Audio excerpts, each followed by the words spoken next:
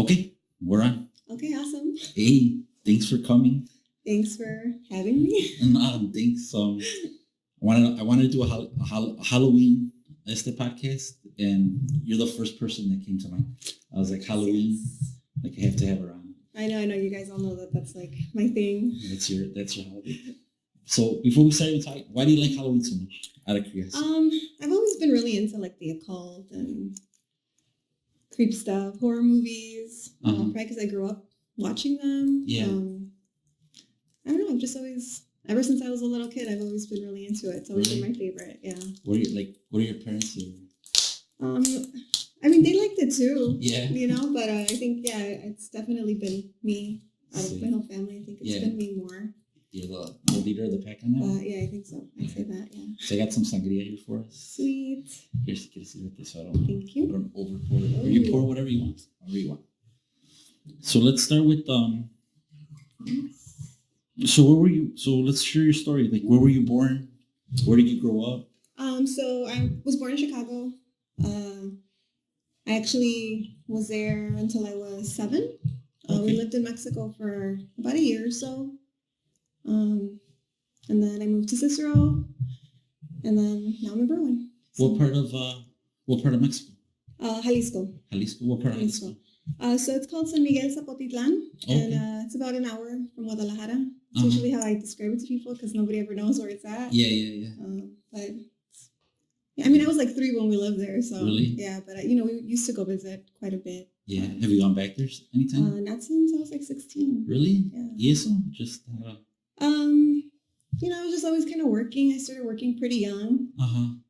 So yeah, I just never went back, and I don't really have the biggest desire to go back. Yeah. I mean, it'd be nice to go for like a couple days, but right. Yeah, to like be there for longer. Yeah, no, I don't think so. Yeah. What part of Chicago when you came to Chicago? What part of Chicago did you guys live in? So we were in Pilsen up until I was, I think, maybe about 3 or so. Oh, okay. And then that's when we moved to Mexico, and then when we came back, we were in Little Village up until I was like 7, like 2nd grade. Oh, okay. So you moved like twice to Mexico? No, just once. Just once? Yeah. Just once. Yeah, because I was born here. Oh, then, okay. Got it. So you went to, then you grew up in, did you grow up in Little Village then or in Cicero?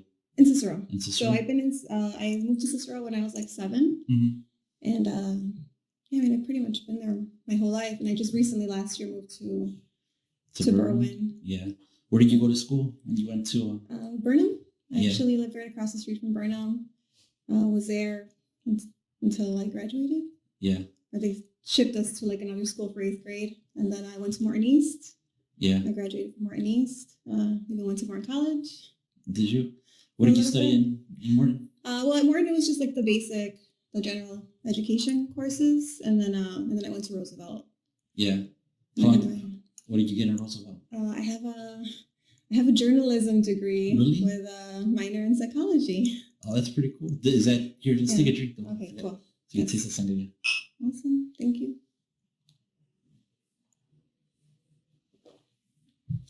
It's pretty good, man. Sírvete más.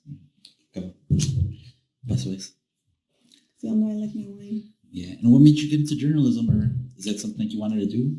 I did. I was really into it for for a while. Excuse me. Yeah, I was really into it like in my early 20s. Yeah. I liked writing a lot. I was really into writing. I didn't really want to do like a broadcast or anything like that. I was just really into writing. And I actually did write a little bit for the Lawndale News. They're here in Cicero. Oh, yeah? They're on 25th and Central. Okay. Yeah, 25th and Central. I was writing for them for a bit. What do you write? I was mostly like interviewing like celebrities. Really? I interviewed John Lovitz. I don't know if you know who he is. Yeah. He's a comedian or no? Yeah, he's a comedian. He was on SNL. He voiced some characters in The Simpsons. So I was pretty excited. That was just like a phone interview. Okay. And then some like it's mostly catered to the Hispanic community. Okay. So like a lot of the people that I spoke to or interviewed were like Spanish artists. This was like years ago. So, Yeah. but it was still pretty cool. I had a good time. That's It was a really good cool. experience. So was that right after college, or was that That was when I was at Roosevelt because I did my internship there. Okay. And then I continued writing for them for a little bit after. Yeah. Yeah. So who's the coolest person other than John Lovitz?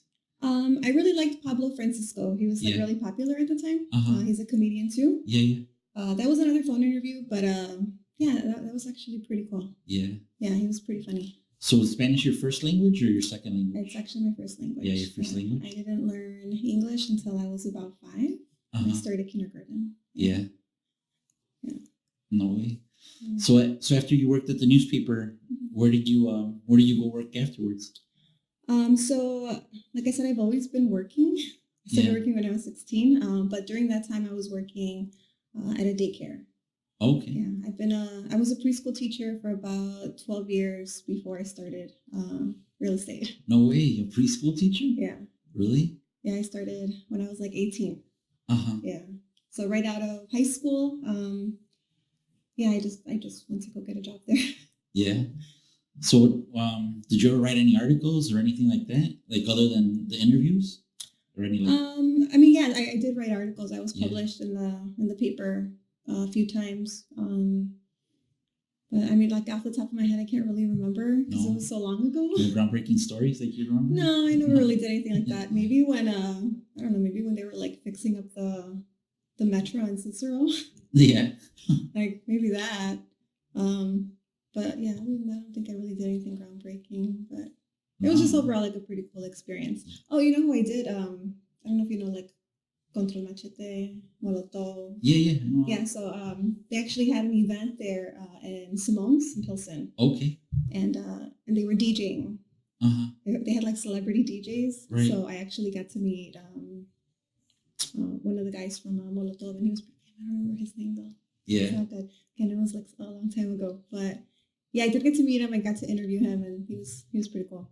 No, that's cool. Pretty cool. Yeah. So then after that, then you were a teacher, and then after that, where did you ended up in real estate or? Yeah. Yeah, I just kind of felt like I needed a change. Uh-huh. I loved it. I loved working with the kids. Yeah. You know, I did it for so long, but I didn't really see myself moving up or kind of, I Right. just needed to change a pace. Yeah. I've been doing it for 12 years. Yeah. So this kind of came up and I figured, yeah, let's give it a try. And here I am. And how many years have you been doing it for? I think almost 5 years. 5 years. Yeah. Yeah. So since Halloween, it's October and everything else, has there been any spooky experiences that you've had in Yes. real estate? I know you have ghost stories, so but Yeah. let's go to what about the Well, real estate? Okay, so I don't know that it's really like a ghost story, but it was just a really weird experience that I had with my clients. Okay. So this was, I'm gonna say 3 years ago. Mhm. And I was working under Maggie at the time. Okay. And our clients were looking in like Skokie, Lincolnwood area. And we go into this house and it wasn't like an old rundown foreclosure home, it was like a nice, like, you could tell people were still living there. It was, nobody was there at the moment. Right. But it was set up really nice. But the minute I walked in, I just had like this really weird vibe. Yeah. And it was just like really weird. But I was like, whatever, who cares? So we're kind of walking through and we get to the basement. And I don't know, we didn't even go downstairs. Yeah. And again, this is like a nice house. They have their pictures up, the furniture, everything is really nice. So I don't know what it was about the vibe there, but my clients were like, we don't want to go down there.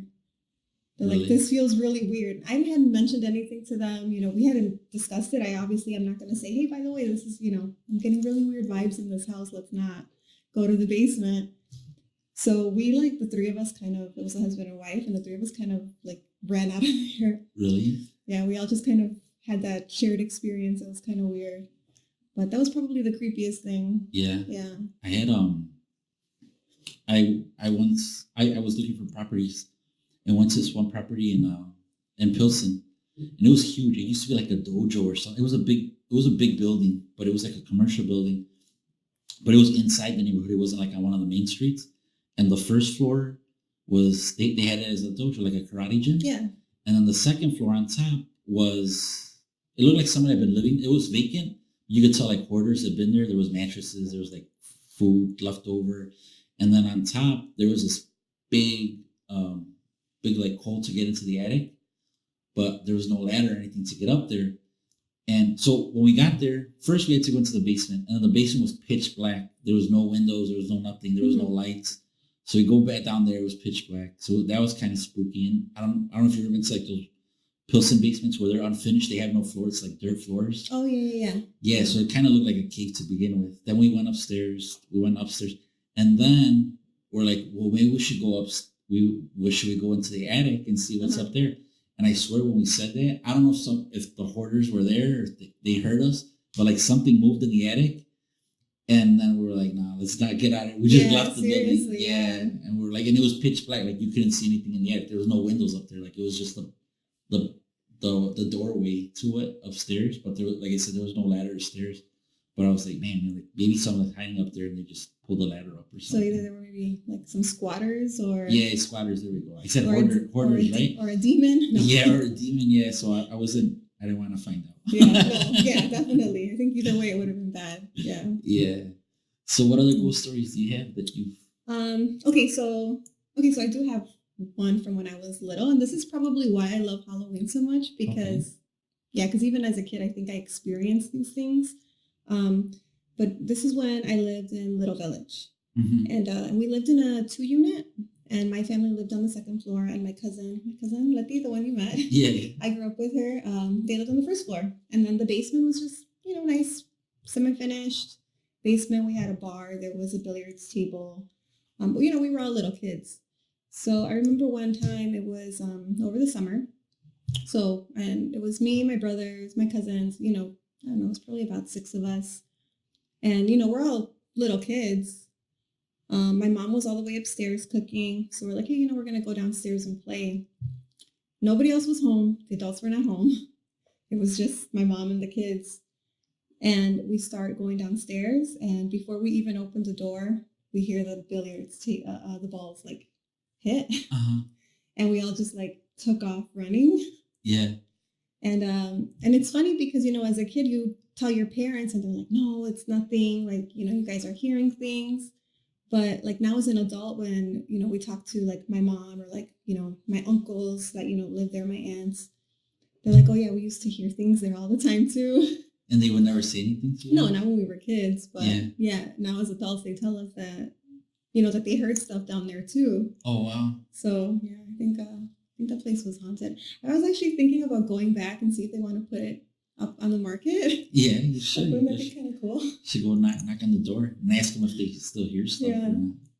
Yeah, I had I think I heard this story on a podcast, on one of those ghost podcasts, and it was one where the girl, I guess the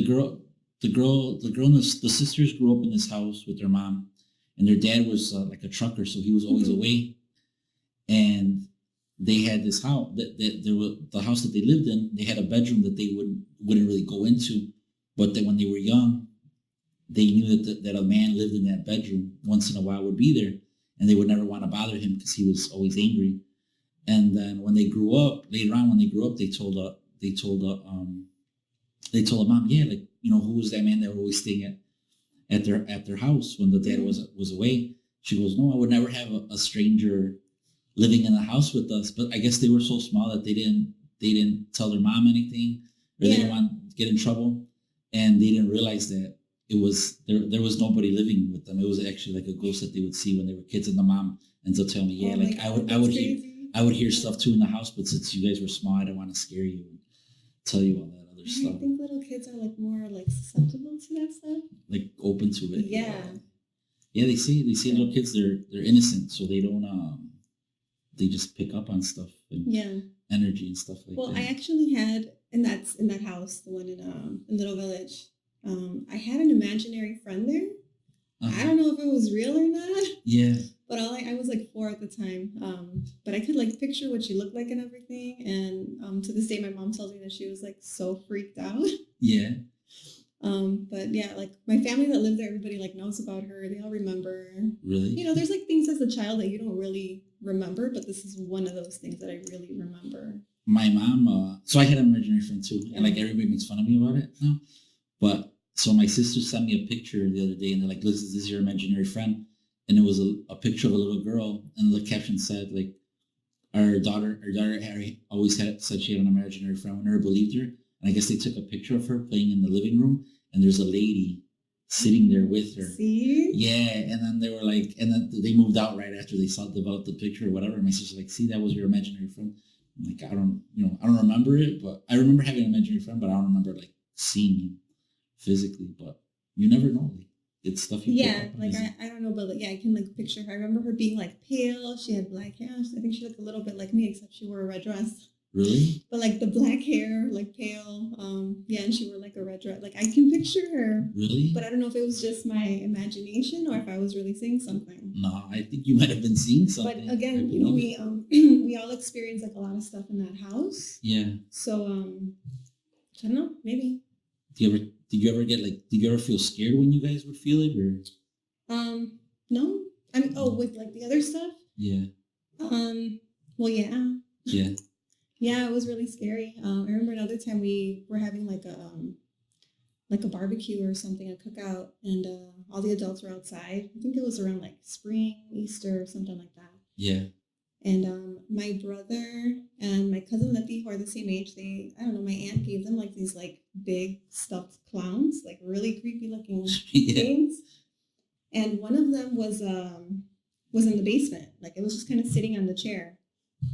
We're all just kind of running around playing. And then I don't know who mentioned it, but we all look and the thing was like standing.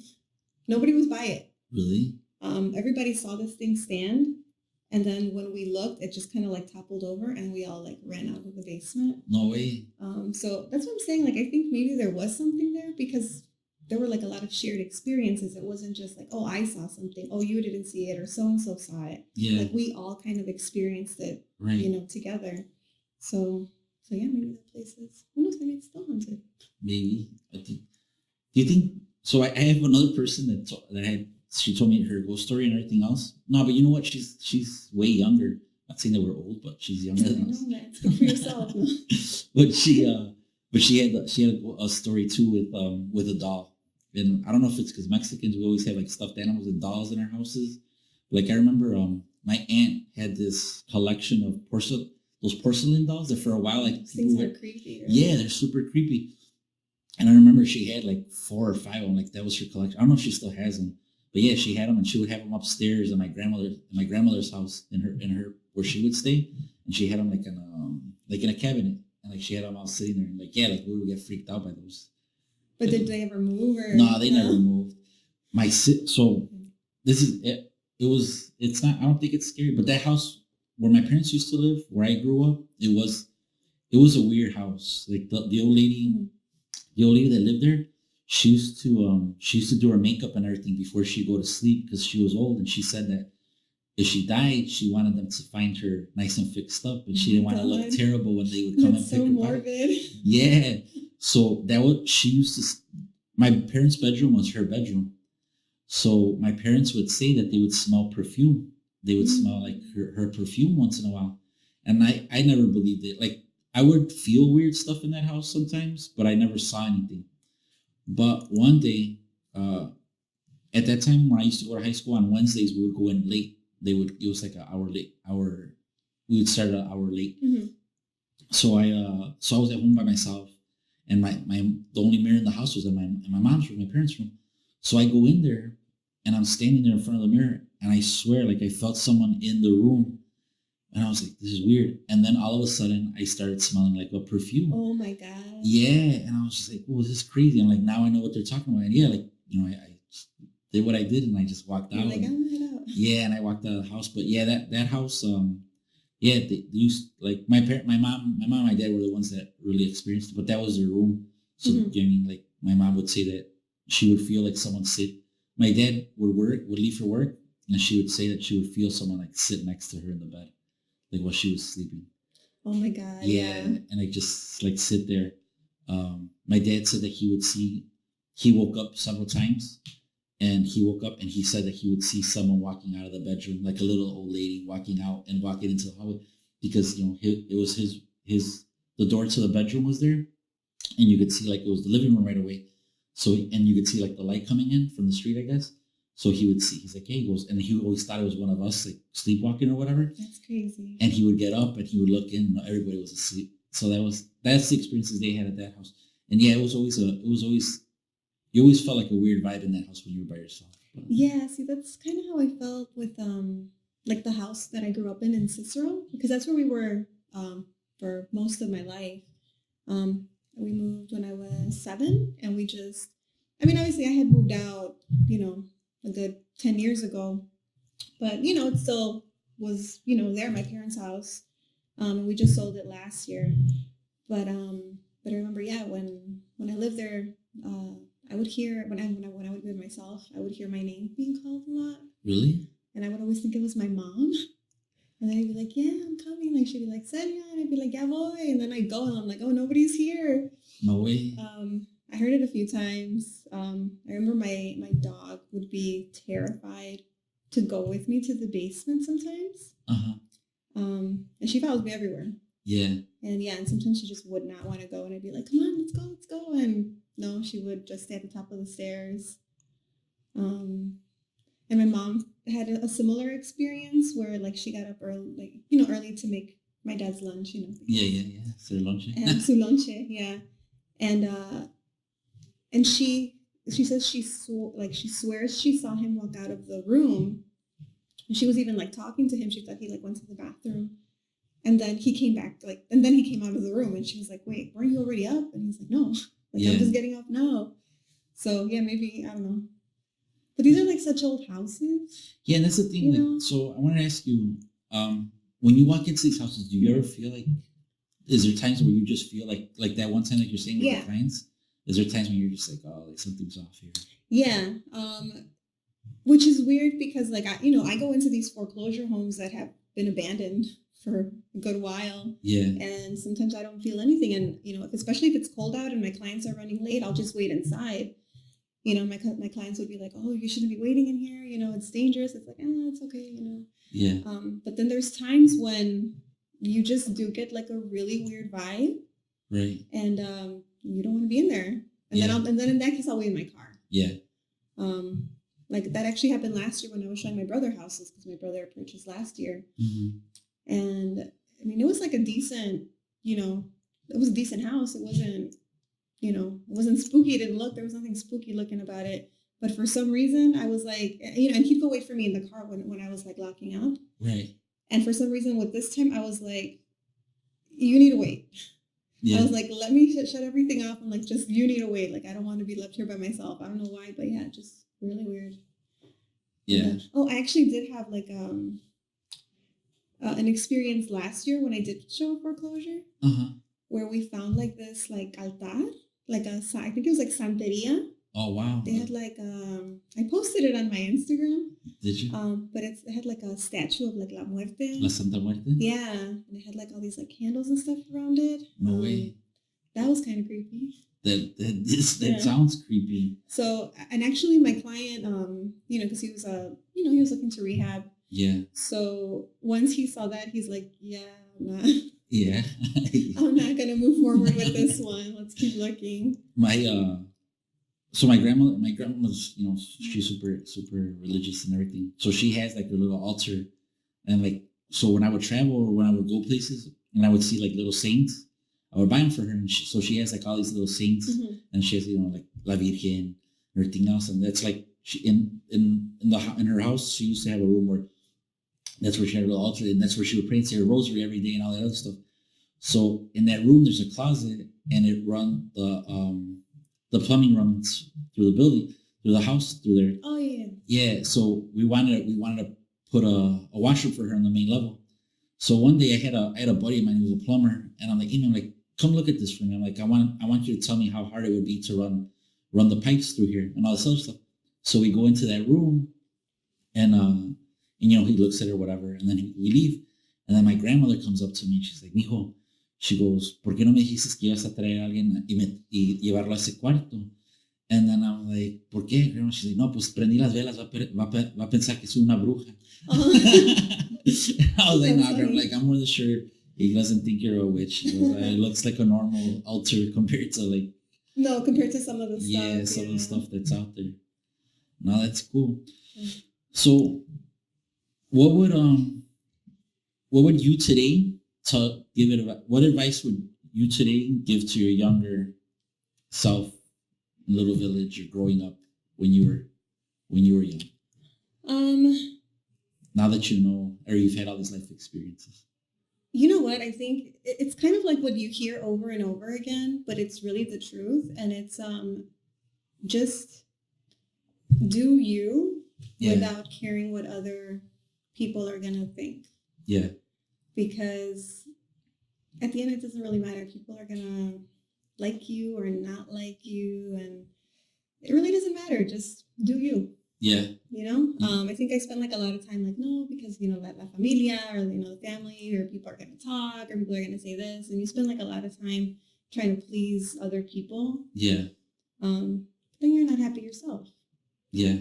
Just, just do what you feel is best for you, whether it's a career change, whether it's, you know, going to school, whether it's, I don't know, you guys see like me dressing all Yeah. a certain way Yeah. these days, but it's just do what makes you happy.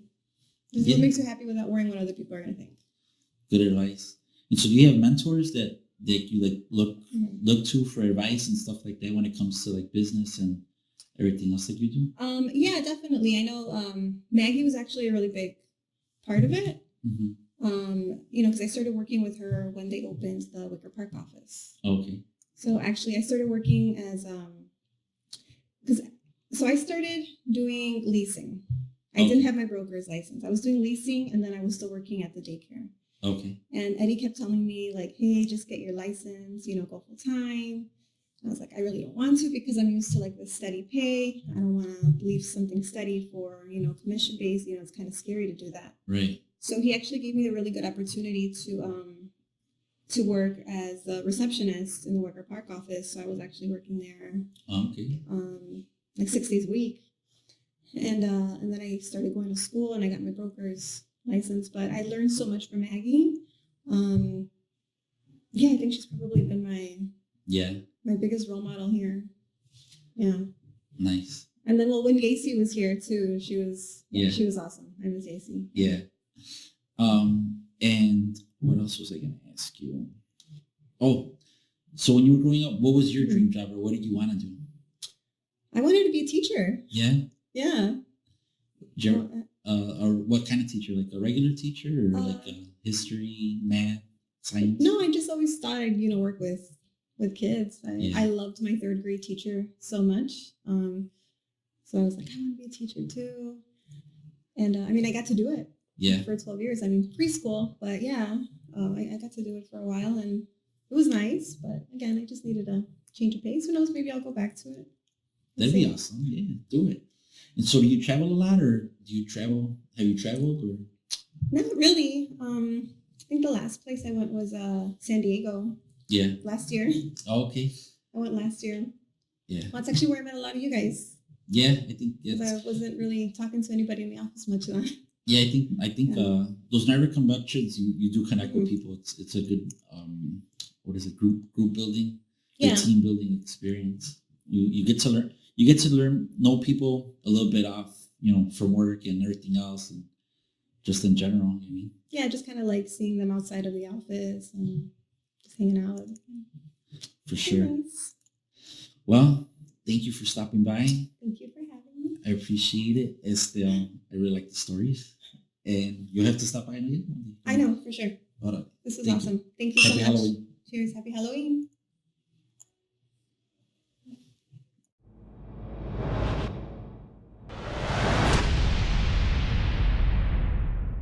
One.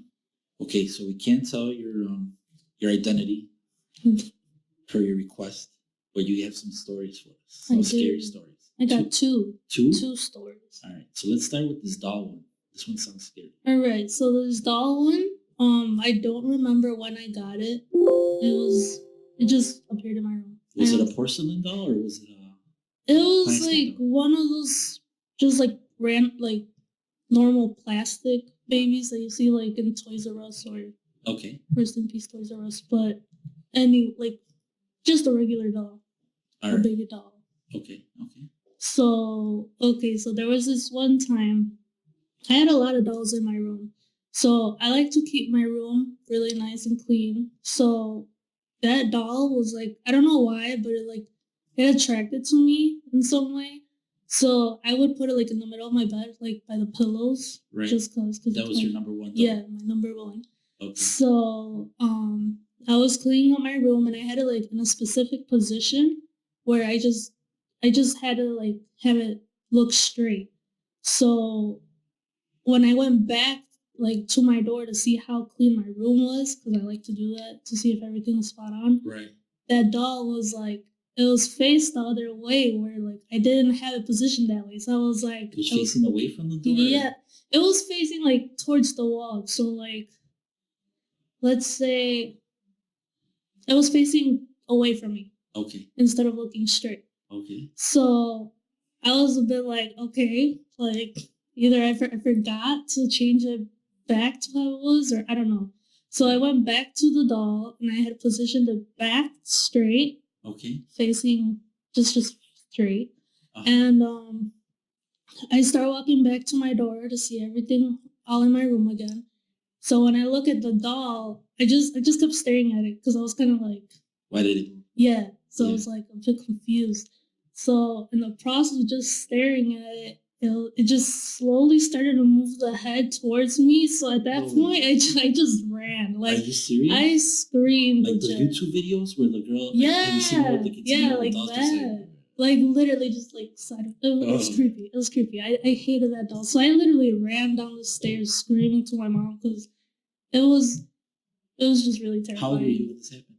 I was, let's see, probably 15. 15? Yeah. And so what happened? You went downstairs, you told your mom, and then what happened? Yeah, I told my mom. Obviously, she didn't believe me. She thought I was crazy. I was like literally crying in tears because that really shook me to death. Like, yeah, it was really creepy. So then what happened? After that, it was so hard to go back up to my room because I was like, what if this doll just starts walking towards me or something like in those movies? Like, I couldn't. So I just grabbed the bag and just went to my room and just like if you were like choking, I literally just threw it on and just freaking like ran outside to the backyard and threw it in the trash can. You threw the doll out? Yeah, because why would I want it if they just like looked at me like that? So I was like, did it ever come back? No, thank God it didn't. That's a good one. And what's your second story? The second story. Okay, so recently in August, I had went to Mexico. Okay. I went to oh my God, what is the name? Zacatecas? Or was Aguascalientes? No, it was, oh God. It was somewhere else. Where was it? San Luis Potosí. Okay. I went to San Luis Potosí and I don't remember like where exactly this mine was, but there was a mine where they like take you in and like show you how like the workers were and like so many people that died there. Right. And so it was me and my whole family. We were walking in the tunnel, and at the end of the tour, I mean, they just left us. They're like, well, you guys know your way back, so just feel free to look around. Because they had like a little section where they had like rocks and crystals and all that. Right. So, okay, so they left us, and we were just there looking at the crystals, but we kind of wanted to like leave already because we had a specific time to be there. So we started walking out. I mean, we were going back through the whole mine. Yeah, the whole mine. And it was pitch black, mind you that. Like there was like lights, but like obviously not that bright, so you can see everything. Right. So there was this one like display of what is that called? Like those mine carts that have the coal in it. Yeah. And there was like the carts. Well, yeah. So there was like mannequins. Okay. They're just sitting down, like with like resting. Right. So I was like, "Oh look, Mom! Like take a picture of me sitting next to him doing the exact same thing. Right. So she took a picture of me. No one was there anymore. Like everyone like took their own path. My dad and my siblings had already like left us because they're like, oh my god, they're gonna take forever to take pictures. So we stayed there taking pictures, and then I felt kind of weird because I mean, like there was nobody around us. We were in pitch black, like taking pictures of mannequins. Right. So I thought about the doll that I had before. I'm like, oh my god, this dude's gonna turn right at me. So I was like, okay, we gotta go. So my mom's like, bro, calm down. Like, let's just take one more picture. I'm like, dude, I don't feel like comfortable here anymore. Right. So we started walking like away a little bit, but like in those 2 seconds, like I don't know, I heard something that you just felt like heavy pressure on your shoulders, like something pushing you down. So I was like, something's not right. And then so my mom's like, she's telling me like, you know, like when you have faith in God, you shouldn't be scared. And right when she said that, we heard little kids like running. There was no one there. We literally heard like little kids running right next to us. Through the mine? Yeah, in the and your mine. Mom heard it too? Yeah, she heard it, so she started screaming. Like right after she said, when you believe in God and faith, you shouldn't be scared. And once she said it, we like started running. When you heard And she, the little kid? yeah, so it was like little, like someone chasing you. Yeah. So we started, like, I screamed, I ran, I left her, and she pulled me back and we fell. But after, like, we kept running, we still heard those, like, someone legit was running behind you. Like, no way. It was weird. Like, you just felt that pressure being down. But, we ran through the whole mine screaming, and once we got out, everyone looked at us like, what the hell are you guys doing? Like, why are you guys did you guys tell the tour guys? We did, but they all looked at us like, we were like, you guys were nuts? Exactly.